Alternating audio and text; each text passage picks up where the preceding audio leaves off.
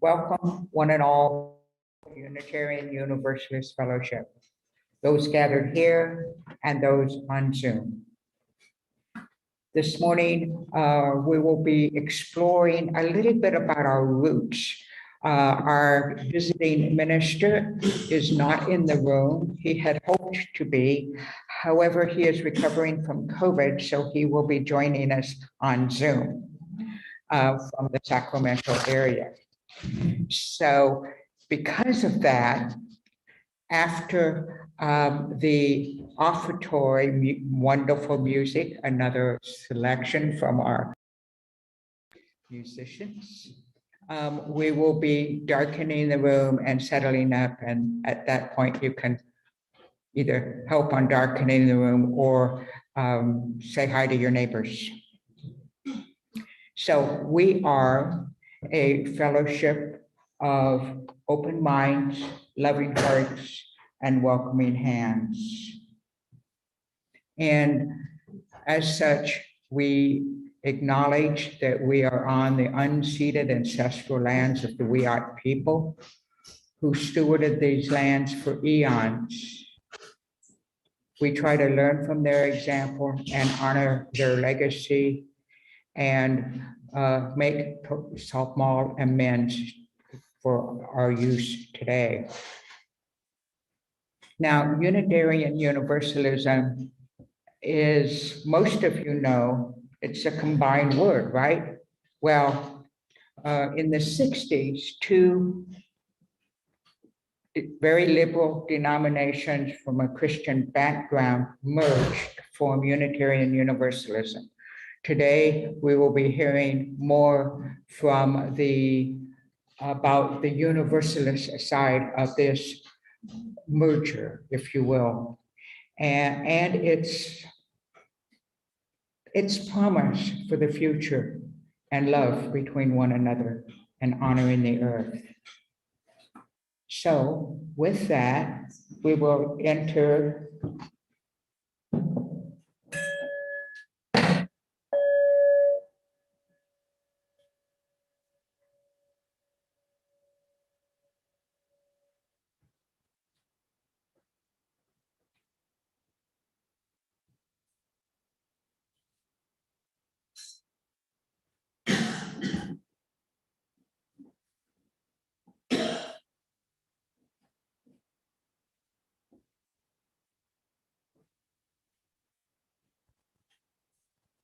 we light this chalice as a symbol of our roots and things that brings within us.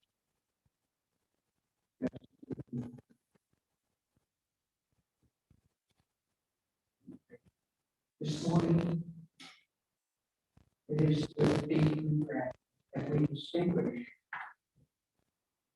this challenge to commemorate the passing of Larry Olson, who died on May 31st. Larry and Joanne Hull have been members of this fellowship for many years, although his health has declined for over the years.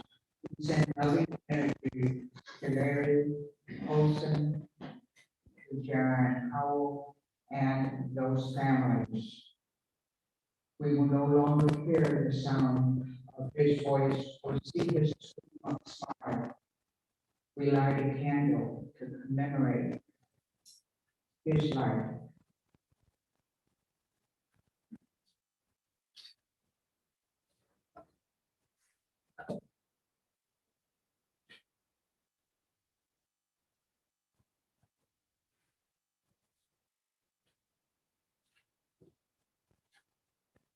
From that candle,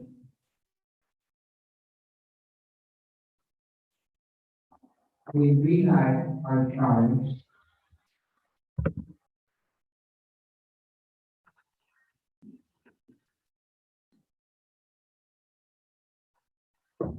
and we know that his energy and his thoughts and ideas dwell within this congregation and have formed for who we are as a community. In mystery, we are born. In mystery, we are, and in mystery, we are. Now, if you're joining, if I'm in front of the speakers, it hums, so I'm playing. Anyway, please join me in renewing our aspiration, which for the people on Zoom will be on the screen, and for those it's here, it's in your order of service. May, the choir is going to sing for you, and hymn number 389. The words are printed on your auto service or will be on the screen. Those of you at home can belt it out. Those of you here, please stay masked and sing softly if you wish to sing. Gathered here in the mystery of the hour, gathered here in one strong body, gathered here in the struggle and the power, Spirit draw near. Gathered here in the mystery of the hour, gathered here in one strong body, gathered here in the struggle and the power, Spirit draw near. Gathered here in the mystery of the hour, gathered here in the mystery of the body, gathered here in the struggle and the body, gathered here in the struggle and the power, gathered here in the mystery of the hour, gathered here in the mystery of the body, gathered here in the struggle and the body, gathered here in the struggle and the power, Spirit draw near. Good morning. Do I need to hit the button? Okay. Oh, wow. There we are. Okay. Everybody can hear me now. For those of you who we haven't met, my name is Amy Day. I am the director of, let me get this, it's a long title here, Lifespan Religious Exploration here at the Fellowship. And this would normally be a moment where we invite all of our little people to come forward. Today we have one little person. I don't know if he wants to come forward or not. So what I'd like to do instead actually is I have a little basket here of instruments that I'm going to go grab and start passing around. If you'd like to grab an instrument and connect with your inner youthful heart and being, then please grab one and you can join me. We're going to do a little song for all ages.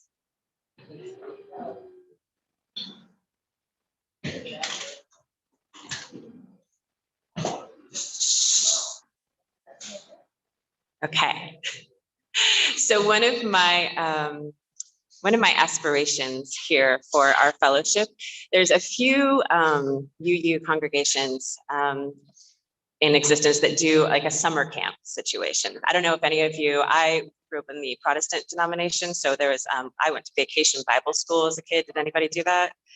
Yeah. I loved Vacation Bible School, like the songs and the skits and the games. It didn't even really matter necessarily what the indoctrination thing was that was happening because everything else was so fun.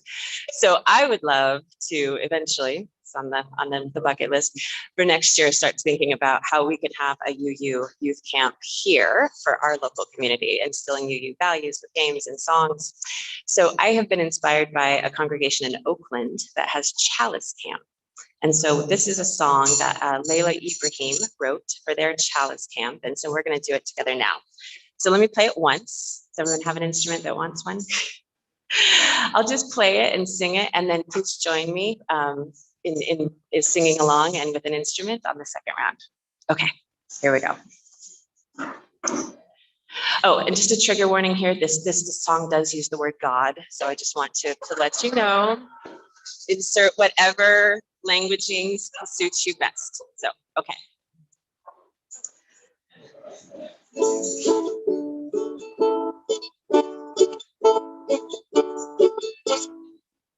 It's a blessing we were born, and it matters what we do, what we know about God is a piece of the truth. Let the beauty we love be what we do, and we don't have to do it alone.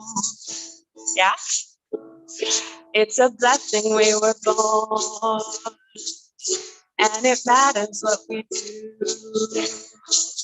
what we know about God is a piece of the truth. Let the beauty we love be what we do, and we don't have to do it alone. No, we don't have to do it alone. One more time, sing with me. Okay. It's a blessing we were born, and it matters what we do, what we know about God is a piece of the truth. Let the beauty we love be what we do, and we don't have to do it alone. No, we don't have to do it alone. More time. No, we don't have to do it alone. Yay! Thank you, everyone. Thank you, Berti, for gathering those. So I would like to invite Harrison to join me down the hall. We're going to go play with some Legos and have a grand old time. Yep. And if you would like to sing us out into our classroom, that would be lovely. Thank you.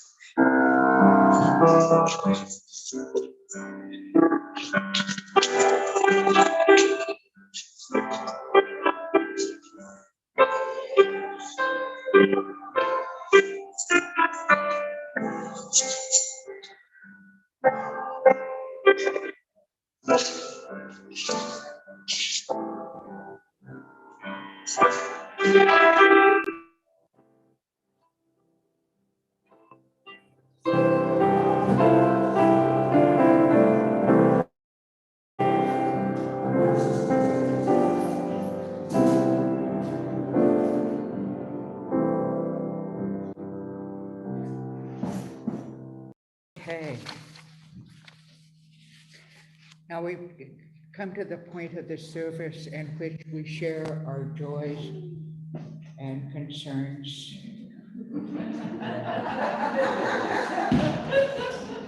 Anyway, we'll share our joys and concerns. Today, we have our pebbles over on the windowsill. And if you'll come forward and speak into the mic and drop your pebbles in the bowl that doesn't have any water in it.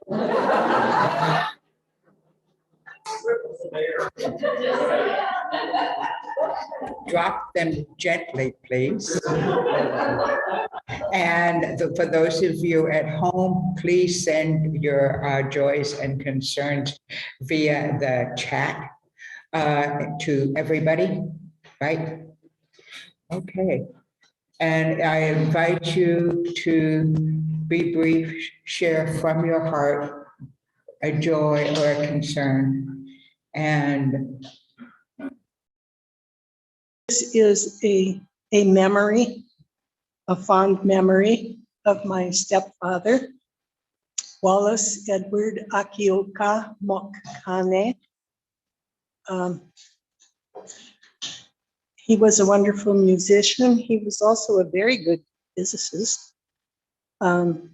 He passed on 10 years ago this month. He was born on June 9th and he passed on June 26th. And I miss him.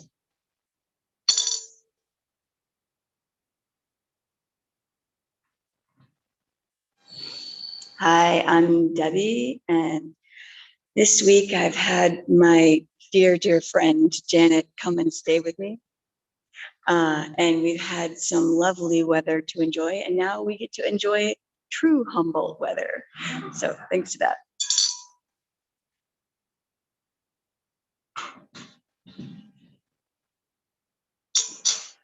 I'm Joanna, and my raspberry shortcake raspberries are starting to come in and doubling every day. So pretty soon I'm going to be making raspberry jam.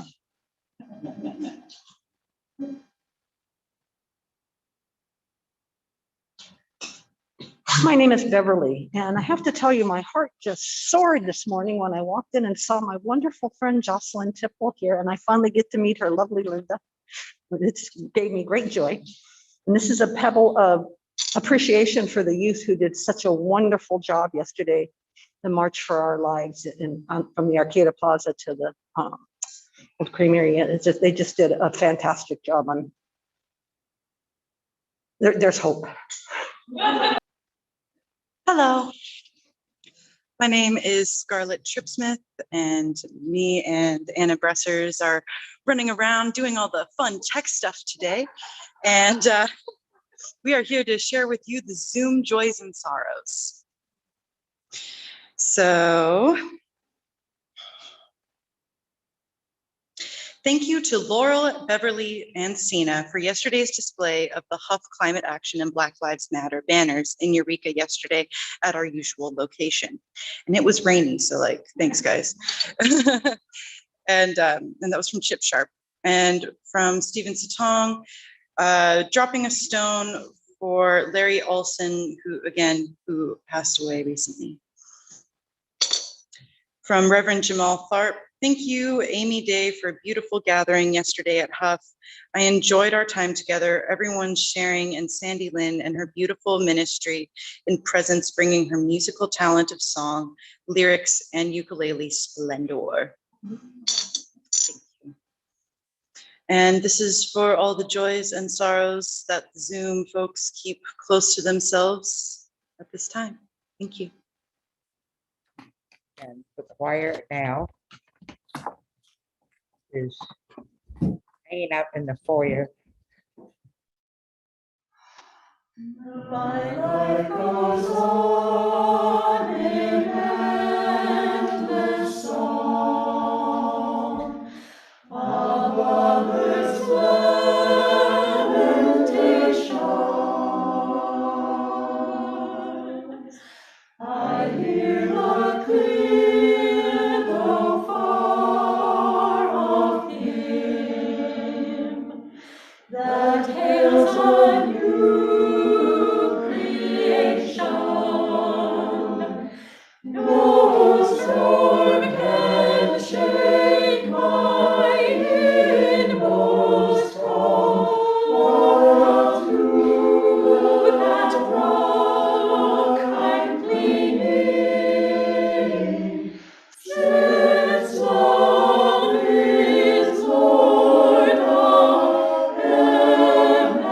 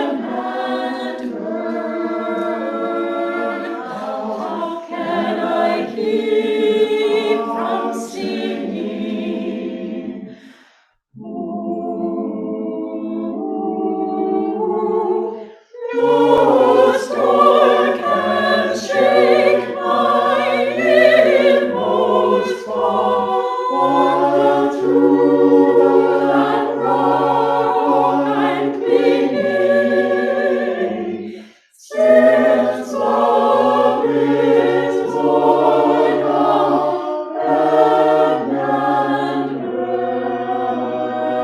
How can I keep from singing? How can I keep? How can I keep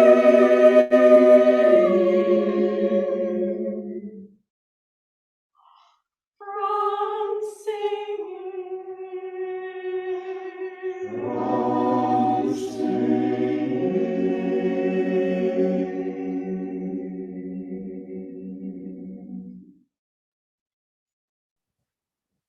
Thank you, choir.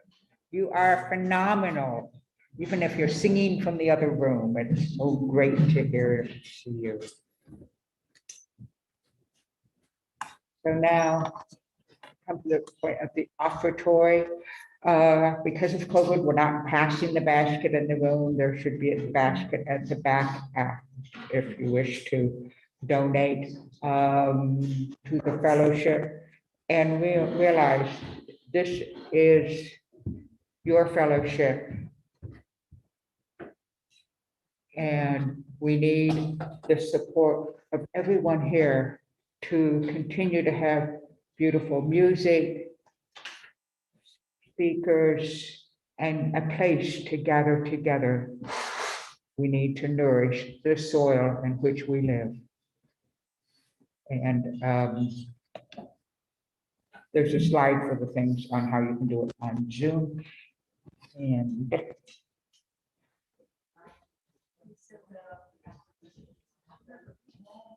okay, now we like to invite the Reverend Kalen Fristad to join us via Zoom. Great, I'm looking forward to listening to what he has to say. Hello, this is Reverend Kalen Fristad. I'm really happy to be with you today by Zoom. I would very much have preferred to have been there, but having caught COVID, I just feel really fortunate to be able to join you through Zoom. And I want to say that I will be speaking from our camper. And so there's always a chance there could be, from our campground, there could be dogs barking, or there could be diesel trucks going by, or maybe crows walking on the roof of our camper. You never know. And but hopefully there won't be too much of a distraction. And I'm glad to be able to join you through Zoom today. When I served the United Methodist Church in Dallas Center, Iowa, I became acquainted with the UU minister in Des Moines. And when she realized that I believed in Universalism, she invited me to join them for a special service that they were going to be having. It's going to be in the small town of Mitchellville, which is just a few miles east of Des Moines. Going to be in a church building that originally housed a Universalist congregation. There's not a congregation there anymore, but that church in Des Moines had the tradition of having one service each summer at that Universalist church as a way of celebrating their Universalist heritage. So I'll always remember, as I walked up the walk in front of that church, over the door it read, Universalist Church. And I thought, I have arrived at home. Universalism has been really important to me for a long time, and that's why I wrote a book on the subject and travel around speaking on Universalism throughout the country. Today, I'm going to be speaking on the history and the significance of the teaching of Universalism. It is sometimes referred to as universal salvation. So I'd like to offer a definition of salvation that's probably different from what you've heard from other sources. You're probably aware that at least among conservative Christians, their definition of salvation would be to accept Jesus as your personal savior so you can go to heaven when you die. Well, apparently that definition works for a lot of people, but it's really not a very adequate understanding in my estimation, because it doesn't necessarily involve any change or growth. So a definition of salvation that I've come up with that works for me is that salvation is to learn and grow either with or without divine influence so as to experience fullness of life in this life and beyond. And if you don't believe in the divine, or if you don't believe in life after death, you can just leave those parts off the definition. So to me, the most basic understanding of salvation is to learn and grow so as to experience fullness of life. So in contrast to what a lot of people believe, I reject the idea that a lot of people will spend eternity suffering in hell. Instead, I believe that everyone will eventually experience fullness of life or salvation. And for certain individuals, if that doesn't take place in this lifetime, I believe it will take place sometime beyond. During the time of Jesus, the common thinking of most people was that a lot of people would spend eternity suffering in hell. There were a couple of exceptions to that. One were the Zoroastrians. They believed in Universalism. And the Zoroastrian faith, you may know, developed in the area of Persia, which is where the current country of Iran is. And that was developed, the faith was developed in the 5th and the 6th centuries before the time of Jesus. So the idea of universalism is not a new idea. It's been around for at least 2,500 years, probably much longer than that. Also, in addition to the Zoroastrians, it seems clear to me that Jesus did not teach eternal damnation, but he taught universal salvation. I think that's clear from many passages in the Bible. But in a time when the conventional thinking was that a lot of people would spend eternity suffering in hell, it was sometimes difficult to convince them otherwise. And so there were people who were converted to Christianity, at least they professed to be followers of Jesus. And at the same time, they held on to the belief of endless suffering of many people beyond death. But there were a lot of the early Christians, in fact, it seemed to be the vast majority of them believed in universalism. A couple of prominent leaders in that regard would be Origen and Clement of Alexandria, Gregory of Nyssa, Ambrose, Bishop of Milan, and many, many others as well. As I said, though, there were some of those early Christians who weren't fully converted. The theologian Augustine was one example of that. He became a Christian at age 40, and he held on to his belief of endless suffering of many people beyond death. In fact, he so relished the idea of other people, of course, it was always other people, not himself. He so relished the idea of people suffering in hell that he said he believed that one of the best things about heaven would be the superb view of the damned frying in hell. Now, doesn't the thought of that just make you feel good all over? Isn't that astonishing? A person who professed to be a follower of Jesus, a follower of the one who taught so much about love and peace and forgiveness and so on, could so relish the idea of so many people suffering excruciating torment in hell forever. The theologian Augustine was another person who wasn't fully converted. He became a Christian at age 32, and he held on to the belief of endless suffering of many people beyond death. But Augustine was a pretty decent theologian in many respects. Therefore, it's not surprising that his theology started to become dominant in the church. Augustine lived in the latter part of the 4th century and into the 5th century. And so it's not surprising that by the 6th century, there was coming to be quite a controversy over the issue of universalism. The Roman Emperor Justinian called a church meeting in order to resolve this issue. It was the 5th General Council in the year 553. Now, does it seem a little strange to you that a Roman emperor would call a church meeting?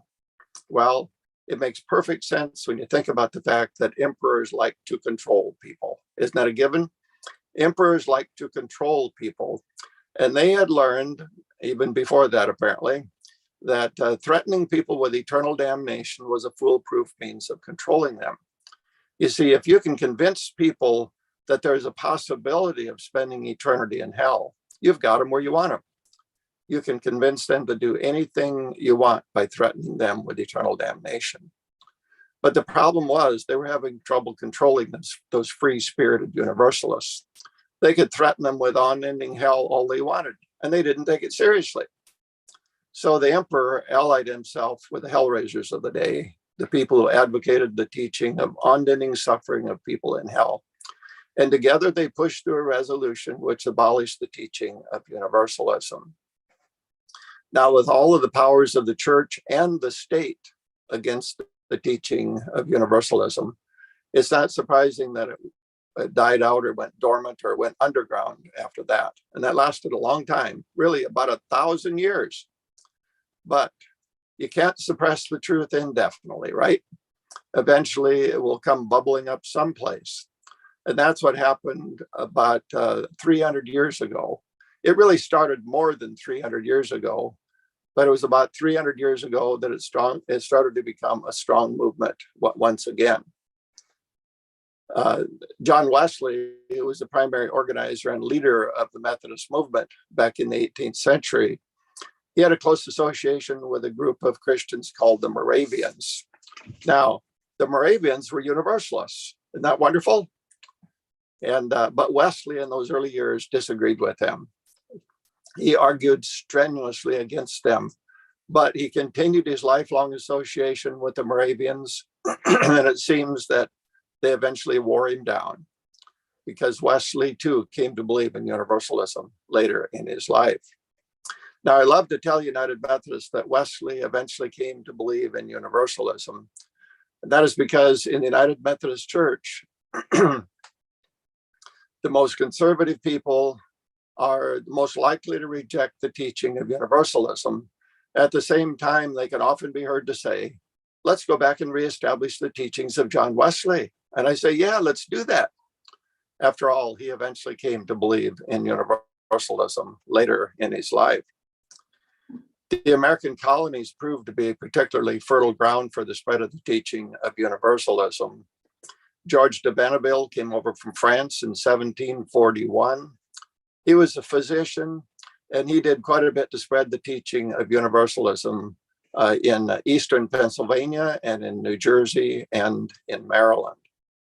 John Murray came over from England in 1770, and he worked closely with the Quakers and the Baptists in spreading the teaching of universalism throughout the American colonies. It was under Murray's leadership that the Universalist Church in America was organized. This modern version of the Universalist Church had many women leaders. One of them was Olympia Brown, who was ordained in the Universalist Church as the first denomination to ever ordain a woman. She was ordained in the Universalist Church in 1863. Now, we United Methodists started ordaining women in 1956. And I felt really good about that, considering some still don't ordain women. That is, I really felt good about that until I realized that the Universalists beat us by almost 100 years when they started ordaining women with the ordination of Olympia Brown. The teaching of universalism has not been espoused only by Universalists or by Unitarians, for that matter. Has been espoused by other leaders and theologians of other denominations as well. For example, back in the 18th century, there was, or actually it was in the 19th century, there was a German theologian named Friedrich Schleiermacher. I love that name. Isn't that the coolest name you could imagine? He was not a very well-known theologian, but Schleiermacher is a fine theologian and a strong advocate of universalism. Besides that, I just like to say his name, Friedrich Schleiermacher. I love that name. Others in the 20th century who taught universalism included Karl Barth, Paul Tillich, Dietrich Bonhoeffer, Leslie Weatherhead, and others as well. So the teaching of universalism has a long, rich history for more than 500 years following the time of Jesus, and then especially again for the last 300 years as well. So you might wonder, why is this such an important issue for me as a United Methodist minister, since believing in universalism is not a part of our doctrine? Well, it seems to me that The teaching of a God of eternal damnation has prevailed for far too long in most churches and in our society at large, and with devastating consequences. One of the reasons this is so important to me is because the teaching of a God of eternal damnation turns many people away from God. And, people know that they would never, ever punish their own children without end. I mean, give me a break. But yet they believe that that's what God will do. If people torture their own children excessively, we know what happens to them. They either end up in prison or a mental hospital. Yet that's what they believe that God is going to do in torturing people forever. So what a crazy idea. So the teaching of a God of eternal damnation turns many people away from God. Sometimes they become atheists. Now, I need to acknowledge that I've learned a lot about atheism from UUs, and I'm grateful. You see, one of the high points of my speaking at UU churches was that I've met a lot of wonderful atheists. Now, I've met a lot of wonderful people of a great variety of faiths in UU churches.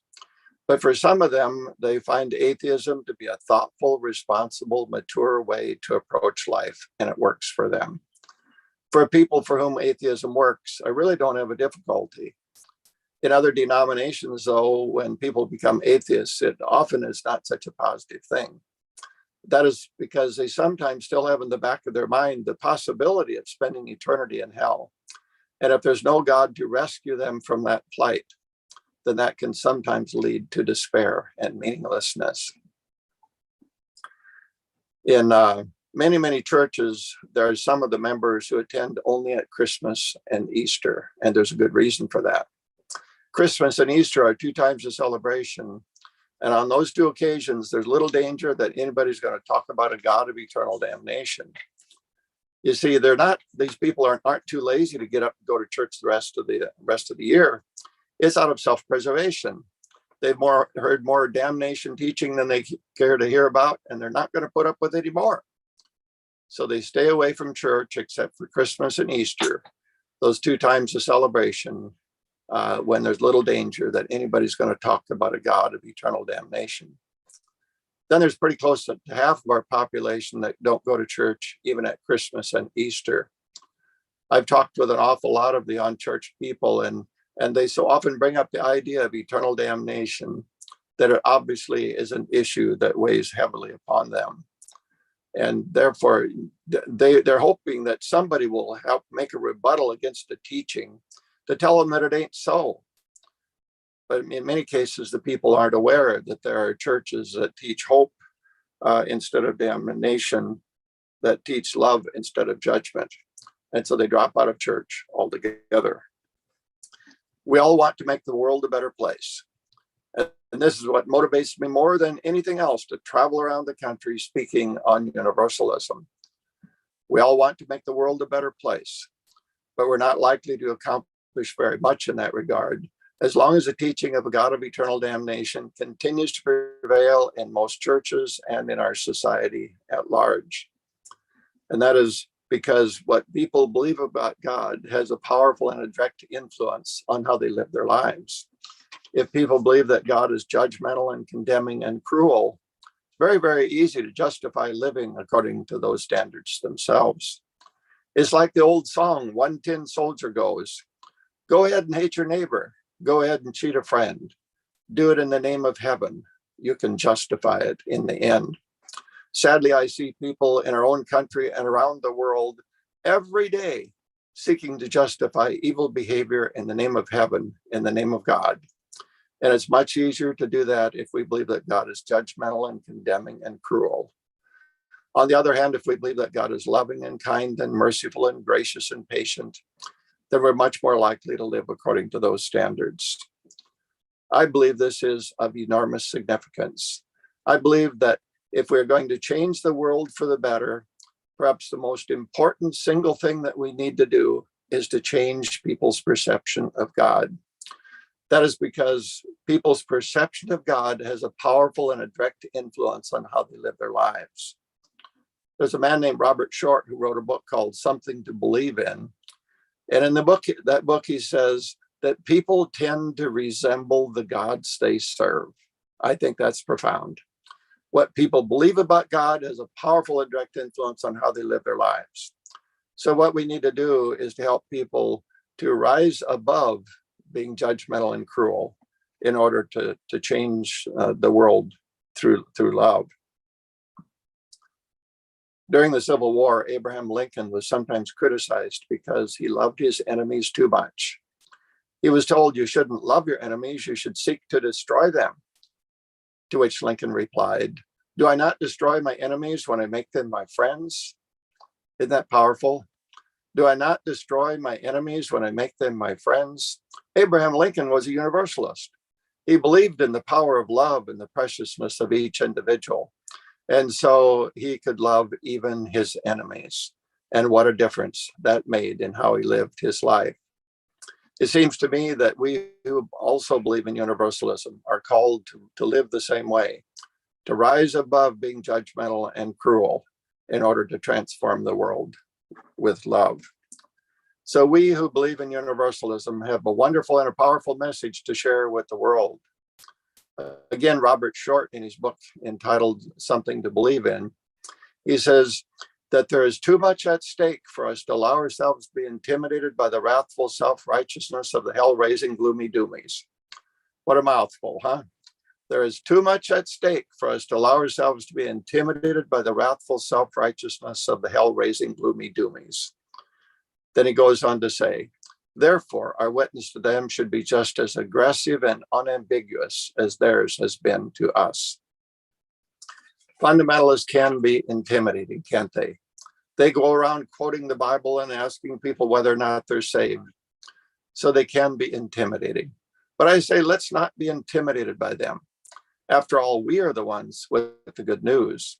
They, in contrast, spread a teaching that is divisive and leads to cruel and inhumane behavior and justifies abuse.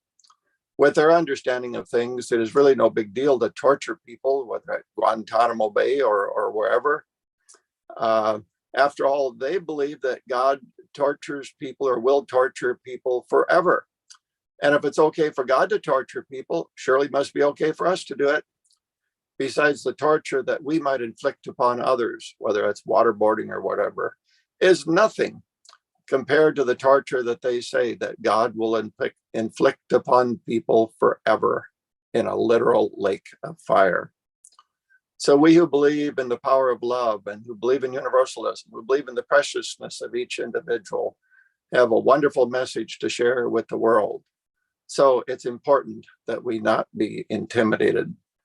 The teaching of a God of eternal damnation leads to wars, racism, oppression, and abuse, while the spread of the teaching of Universalism leads to equality, respect, love, and dignity for all. So I say, let's not be intimidated. Instead, let us freely and boldly proclaim to the world the wonderful message of Universalism, and the world will be infinitely better off because of it. Amen. And from the Universalist, John Murray. Get out into the highways and the byways. Give the people something of your new vision. You may possess a small light, but uncover it and let it shine. Use it in order to bring more light and understanding into the hearts and minds of men and women. Give them not hell, but hope and courage. Preach the kindness and the everlasting love of God. I'm reminded that one of the nicknames for Universalism is the No Hellites. So, and the choir is going to sing, the words will be on the screen and on the on Zoom and on our screen for the song Love Will Guide Us.